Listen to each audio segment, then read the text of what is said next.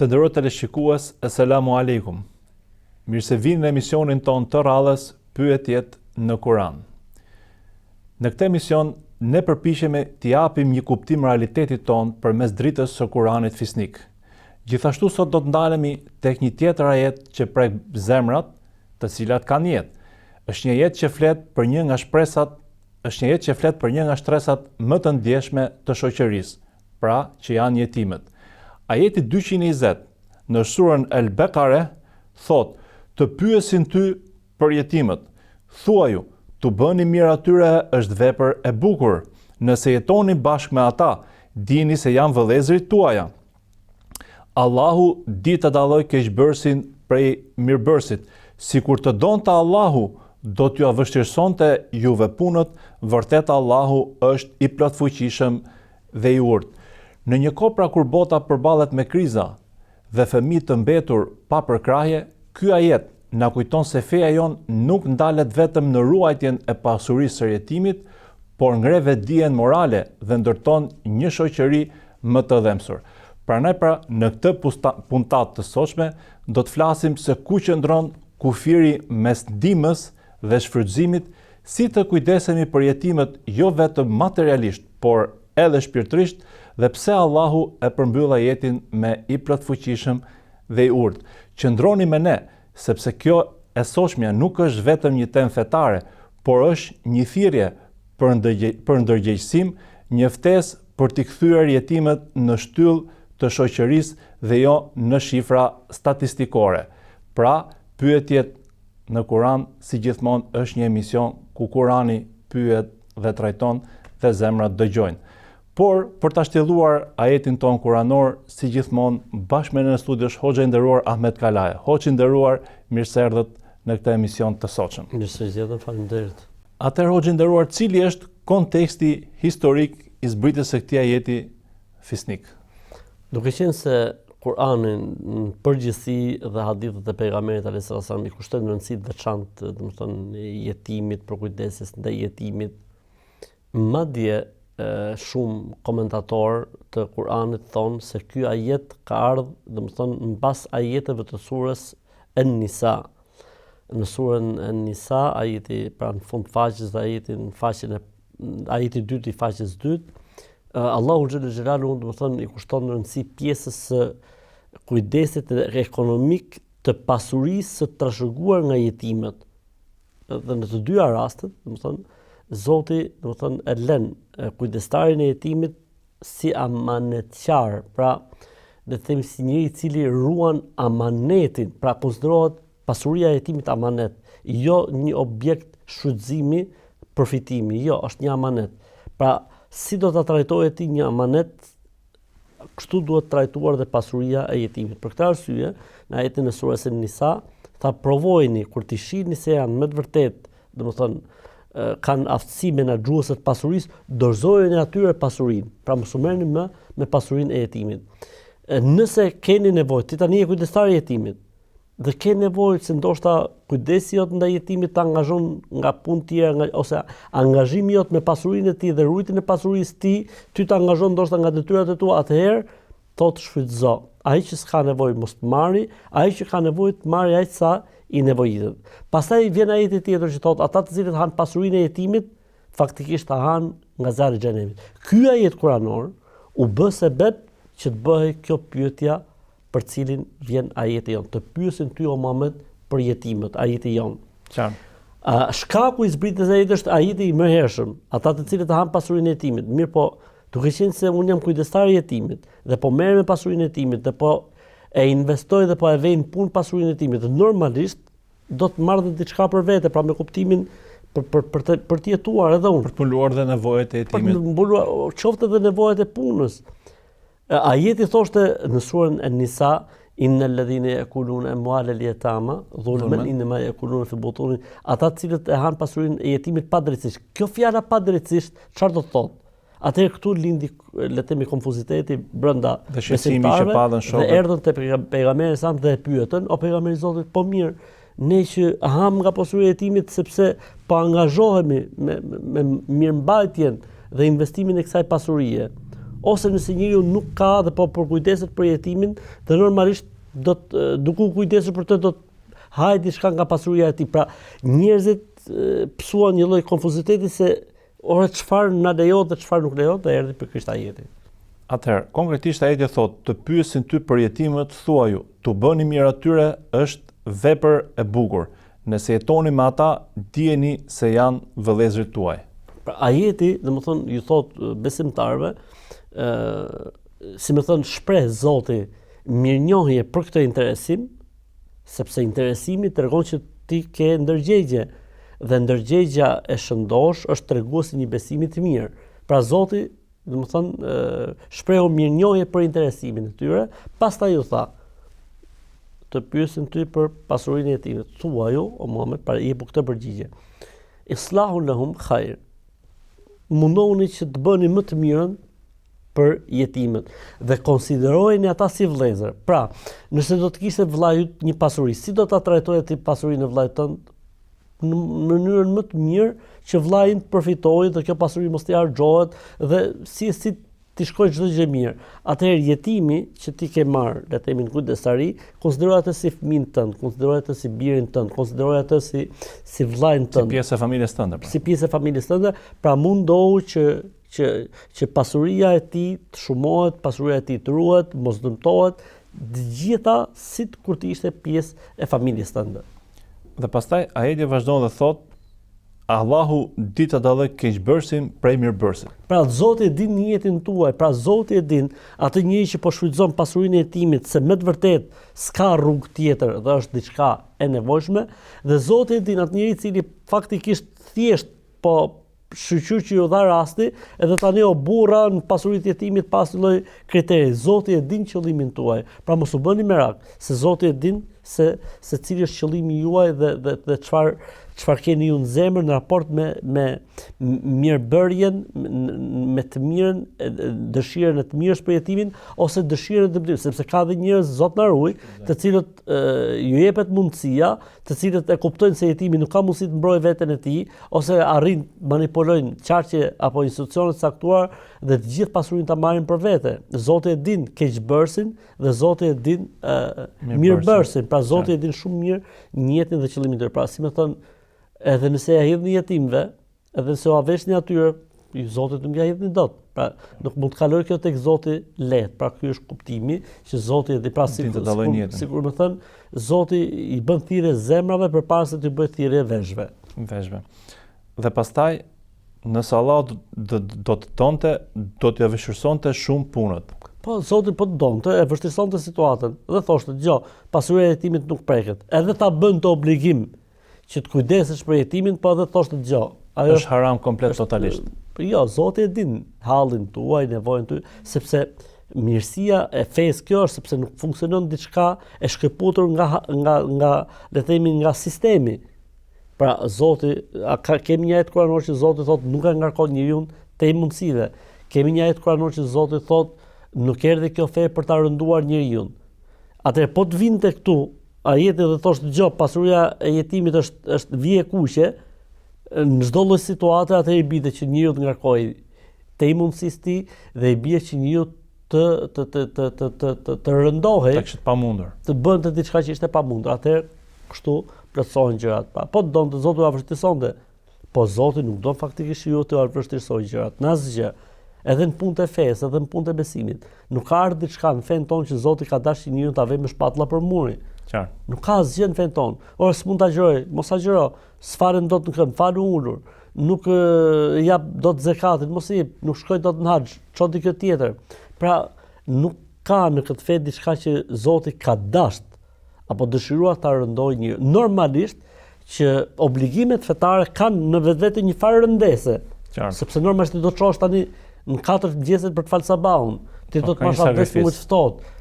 Ti do të japsh lek për të varfrit ndërkohë që e ke fituar me djersën e ballë dhe me mund. Kjo është një lloj rëndese, por nuk është rëndese e cila e thyn njeriu, nuk është rëndese e cila e ngarkon njeriu. Pra, domethënë nuk është rëndesë gjunjëzuese, nuk është rëndesë e cila shkakton dëm njeriu. Pavarësisht se në një kënd vështrim mund të jetë, le të themi deri diku, ngarkesë. po jo rëndes. Dhe ajeti pastaj përmbyllet dhe thotë vërtet Allahu është i plotfuqishëm dhe i urtë. Pra ju sot keni pushtetin mbi këta fëmijë, mbi këta jetim, këta janë të pafuqishëm, po është Zoti Qartë. është Zoti i fuqishëm dhe i plot fuqishëm mbi ju.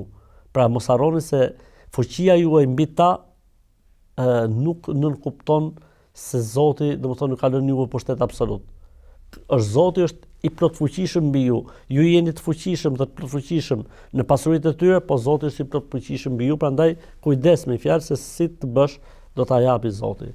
Pastaj tha Hakim është i urtë. Hakim i urtë, pra Zoti në çdo gjykim, në çdo gjë që ka sjell, e ka sjell Zoti për një urtësi të caktuar, ka brenda sekrete shumë dhe ndër sekretet që ka, le të themi, pastërtia në marrëdhënien e pasurisë së jetimit është se Zoti i Madh, domethënë, ta kompenson me shpërblim, me mirësi dhe me begati, si në këtë botë edhe në botën tjetër, dhe faktikisht kjo është një provim për besimin e njeriu.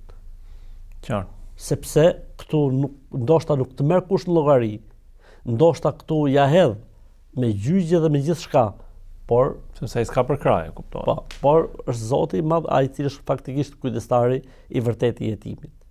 Kujdestari i vërtetë i jetimit është Allahu. Për këtë arsye çdo kush që kujdeset për jetimin ka hyrë në një raport shumë të ngushtë dhe raport shumë të thellë me Allahun xhelle xhelalu. Për këtë arsye dhe Zoti është i urtë, pra nuk ja jep Zoti privilegjin e të qenit kujdestar dhe përgjegjës për një jetim vetëm se të dashurit e tij, vetëm se të zgjedhurit e tij. Atëherë ka njerëz që këtë e marrin konsiderat dhe tregojnë mirënjohës të drejtë dhe të sinqertë, dhe ka njerëz që abuzojnë me këtë gjë dhe nuk e japin hakun. Këta do të jenë, domethënë, siç e tha Zoti në Kur'an, inna ya'kuluna fi butunihim nara. Ata ushqehen me zjarr nga zjarri. Pasuria e jetimit e fituar pa drejtësisht dhe kurrizë e jetimit dhe pa hak do të kthehet atyre në zjarr në botën tjetër, po ti je i sigurt se edhe në këtë botë i Madh i Zot do t'u japi sinjalet dhe shenjat, sepse domethënë jetimi është i dashuri i Allahut. Dhe prekja të dashurit Allahut do të thotë se ke punë direkt me Zotin, thotë Zoti në hadithin kutsi, men adha li waliyin faqad adhantu bil harb, kush më prek të dashurin tim, ose më ngacmon, ose më shqetëson, ose më armiqson, unë atij do të shpall luftë. Për këtë arsye thuhet në Islam, dy kategorive Zoti ka shpall luftë, ka shpall luftë Zoti atyre që merren me kamata dhe me interesat, dhe ka shpallur luftë Zoti atyre që prekin të dashurit e Zotit. Jetimet futen te kategoria e të dashurve të Zotit. Qartë. Në fakt, teksa dëgjojmë pra këto ajete që janë realisht kërcënuese, pra ka një dozë shumë të madhe aty paralajmërimi për ata persona të cilët cënojnë pasurinë e jetimit. Natyrisht më pyetja, ore, po kush është standardi? Pra si ta dallojmë? Kemi një jetim që mund ta ketë pas babën e pasur, e kalon trashëgimi, dhe unë punoj dhe lodhem dhe do kujdesem për te. Pra, kush është standardi, sasia e pasurisë së jetimit, si ta dallojmë, domethënë? Ky mua më kujton me një fjalë të bukur të nënës besimtarëve Aishës radhiyallahu anha, e cila thotë: mos e lini pasurinë e jetimit ta hajë zekati. Mos e lini pasurinë e jetimit që ta hajë zekati. Pasuria e jetimit është ajo që ai ka të zhguar nga dy prindrit që kanë ndruar jetë ose nga babai që i ka ndruar jetë.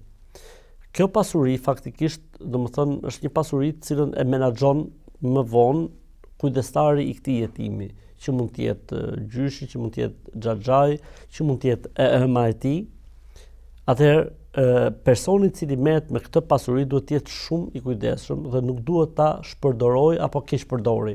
Në momentin që nuk kemi keq përdorje, në momentin që nuk kemi shpërdorim, atëherë domethënë ai e menaxhon, domethënë, dhe mund të jetë, le të themi, ortak në thonjza, ortak, jo ortak në letra, po ortak në kuptimin e shpenzimeve bashkë me jetimin. Tani ku ta kuptojmë ne? Ne nuk e kuptojmë dot përveç se sipas një, le të themi, studimi në terren që i bëhet situatës. Sepse unë nuk mund ta di ky jetim ku është pa u interesuar, pa pyetur për të. Për këtë arsye, do të thonë, nëse jetimi është i pasur, atëherë ne si shoqëri obligohemi vetëm të kujdesemi për edukimin e tij, nuk obligohemi të kujdesemi për pasurimin e tij. Për këtë arsye, po ta shohësh ajetin e zakatit, ajeti i zakatit nuk përmend jetimat. Thot të varfrit, nevojtarët. Tani, nëse jetimi nuk është ndër të varfrit apo ndër nevojtarët, atëherë ka dikush që të menaxhojë dhe mirë menaxhojë me qëllim të mirë pasurinë e tij. Pra shihet ku futet dhe pas kësaj, domethënë bëhet klasifikimi. Ju pak më parë përmendët që në surën An-Nisa përmend dhe ajeti i testimit tyre, provimit. Po. Le ta themi. Kur është momenti që jetimi duhet kujdeset për veten?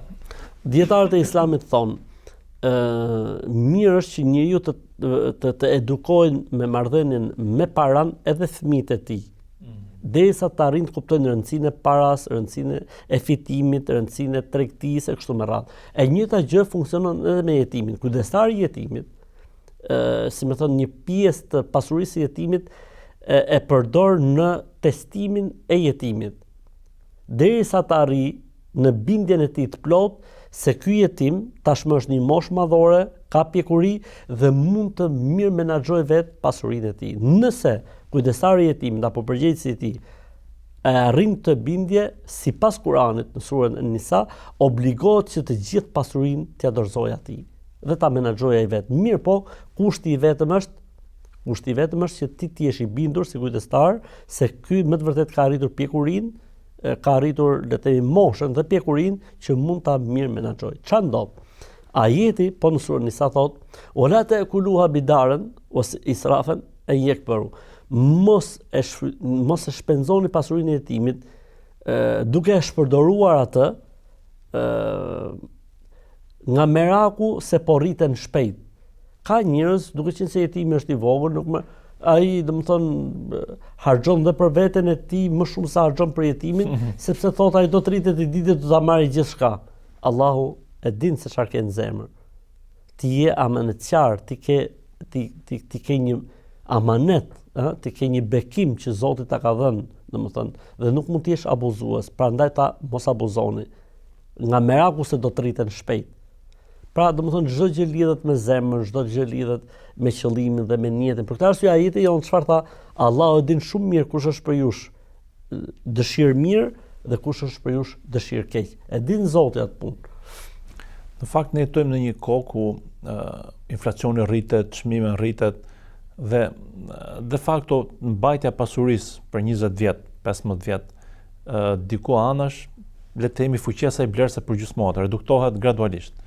A lejohet që me këto para bëhet biznes, të investohet gjithmonë në adresë të jetimit, pra që të jenë pjesë e jetimit? Po, domethënë për këtë arsye nëna besimtarëve tha investojeni pasurinë e jetimit, mos e lejoni që ta hajë zakati, sepse ti si kujdestar obligohesh me dhënë zakatin. Pra jo vetëm ajo që thatë inflacioni dhe humbja e vlerës paras, po edhe zakati. Për shembull, le të themi 20 vjet. Duke dhënë në 20 vjet, le të themi për shembull 2.000 euro vit për vit, i thon 20.000 euro. Po normalisht jetimi dhe pasuria e tij dëmtohet, Atëherë çfarë tha? Investojeni pasurinë e jetimit, mos bëni ose mos lejoni që ta hajë atë zakati, edhe për zakatin, jo më që të humbi vlera duke mbajtur aty kot. Po, pra lejohet dhe personi i cili e menaxhon i lejohet për nevojat e tij, për mirë menaxhim. Si të ishte administrator në një punë tjetër, e trajton veten e tij si një administrator të pasurisë së këtij jetimi. Së jetimit. Pra mund të marrë një rrogë. Nuk bën problem se ky merr një rrogë të mirë për vete, e kështu nuk bën asnjë lloj problemi, se fundit ky po angazhohet me këtë pasuri të këtij jetimi. Po nëse pastaj ka humbje në biznes, faturohet me gjunafe personi që e ka bërë këtë veprim? Jo, nuk faturohet sepse këtu, si tha Zoti, Allahu e din atë që ka dëshirën e mirë dhe atë që ka dëshirën e keqe. Pra, këtu varet niyeti. Unë mund të investoj një pasurinë time dhe mund të dështoj. Po unë do doja që të dështoja në këtë investim, kur nuk do doja unë që në një tregti të dështoja. Edhe kujdestari i jetimit, kështu duhet të jetë. Domethënë ai duhet të investojë jo në gjëra të hamendësuara që mund fitoj, mund të mos fitoj. Ai i cili investon për jetimin duhet ta mendojë si pasurinë e tij. Nëse humbet. Qartë. Pra është niyeti, pra është qëllimi ajo e cila e nxjerr njeriu në dritë ose jo. Deri tash kemi folur për aspektin personal. Çfarë roli mund të luajnë institucionet, shteti, organizatat, pra për ta bërë një dimension edhe më shumë institucional. Pra si mund të organizohet pjesa e jetimit në mënyrë institucionale? Faktikisht në gjithë botën ka le të themi shoqata kombëtare dhe ndërkombëtare, të cilat janë pikërisht për jetimet dhe kjo është gjë e mirë, madje edhe në Shqipëri, domethënë ka shoqatë për jetimet, madje edhe presidenti i shoqatës vëlla Lulzimin e kemi shok ngushtë dhe me të vazhdimisht Lulzim Resulin bëjmë aktivitete.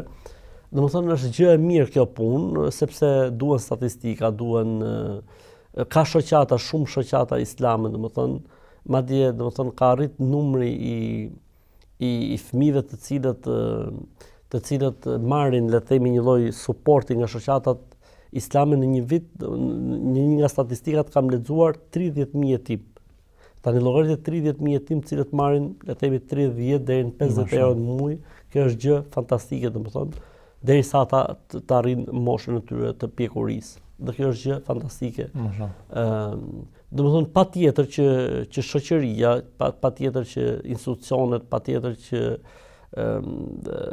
le të themi administratat duhet të kenë patjetër një seksion i cili trajton jetimet, përkujdesin ndaj tyre, mirë menaxhimin e pasurive të tyre dhe një përgjigje shumë më të shpejtë ndaj halleve dhe problemeve të tyre në krahasim me pjesën tjetër të shoqërisë.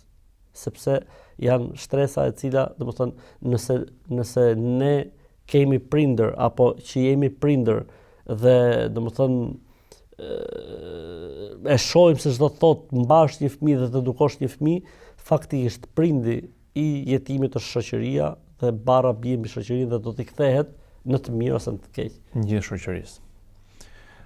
Atëherë bëjmë një ndërprerje të shkurtër dhe rikthehemi sërish në studio.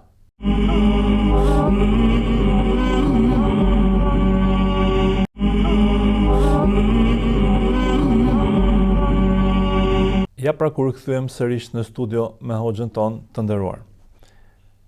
Atëherë hoxhë nderuar, kemi një pyetje që lind natyrshëm.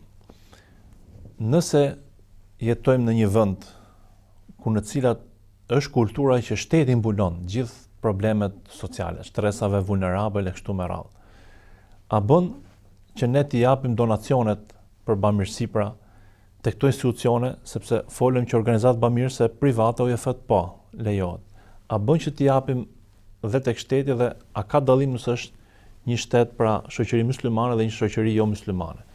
Nëse ka le të themi nëse ka hapësira dhe mundësi ligjore për të kontrolluar që paraja jonë dhënë për jetimet me të vërtet shkon tek jetimet, mundemi. Ose domethënë shkojmë tek ato vendet e tjera, të cilat le të themi jetimet nuk plotësojnë nevojat e tyre, janë hallët më dha dhe sikletat më dha. Qartë. Pra, kjo është një pjesë që mundet që të bashkëpunosh. Po nëse fjala bie në vende të pasura, siç janë vendet e Gjirit ku mendohet që teorikisht janë mbuluar pjesa e shtresave vulnerabel, mbulohen nevojat e tyre bazike. Bën që ne pastaj këto para ti çojmë diku tjetër jashtë, apo ke organizata që merren, pra si është më e mira? Absolutisht që domethënë objektivi është domethënë jetimi. Në momentin që ne jemi në një vend apo në një shtet ku jetimi në vendin ton mbulohet, atëherë mund të kalojmë tek jetimet në vendet e tjera. Për shembull, jetimet në Shqipëri mbulohen nga shoqatat le të themi e vendeve islame, Turqia ose vendet e Kadilshullit Arabik. Pra do të thotë se ata i kanë mbuluar nevojat e tyre dhe problematikat e tyre për sa i përket jetimëve dhe vinë dhe i sjellin parat tu tek ne. Po këtë njëjtën gjë mund ta bëjnë emigrantët, për shembull emigrantët që jetojnë le të themi në vende evropiane, të cilat le të themi këtë pjesë në jetimëve e kanë zauruar në ligjërisht dhe shteti është le të themi ai kujdestari dhe përgjegjësi që domethënë u ambaron le të themi hallet atyre, atëherë ata mund të investojnë le të themi tek ne, tek jetimet që janë në Shqipëri apo në Ballkan. Duket sikur Islami për te dimensionit financiar, material kujdes edhe për një dimension tjetër për jetimin. Pra aspekti shpirtëror, gjeste si fërkimi kokës, mbajtja afër, pra kush janë dhe disa stimuj që jep Islami në këtë fushë? Normalisht, domethënë, jetimit i është kushtuar rëndësi, siç e kemi përmendur disa herë, dhe nuk është lënë kjo vetëm tek pjesa ekonomike, por faktikisht është mirë që ne të kemi raport fizik me jetimet. Është mirë që të vizitojmë, është mirë që t'i marrim pranë, është mirë siç thuhet në hadith, domethënë fërkimi i kokës jetimit, ta zbut zemrën, domethënë e rrit atë refleksin e ndërgjegjësimit tek njeriu, e bën njeriu më të prekshëm, e bën njeriu le të themi më të ndjeshëm, e bën njeriu më shpirtëror. Të interesohemi për edukimin e tyre. Pra, unë mendoj gjithmonë që nëse Islami ka kushtuar kaq shumë rëndësi pjesës ekonomike, padyshim që pjesa e edukimit ka një rëndësi shumë të madhe. Për këtë arsye, domethënë, mos të interesohemi vetëm për të mbushur barkun e jetimëve, po të interesohemi edhe për edukimin e tyre. Pra dhe për mendjen dhe për shpirtin. Po, për të tre dimensionet, po. Të ketë trajnime, po pse jo edhe t'ju paguajmë bursat në shkolla apo në fakultet, apo kudo që janë, sepse domethënë duhet i nxjerrim një jetë. Një jetim ta nxjerrësh një jetë dhe ai të ketë një pozicion pastaj në shoqëri, domethënë ai do të jetë, unë mendoj, Allahu dhe muslimanët do të jetë një shembull shumë i mirë.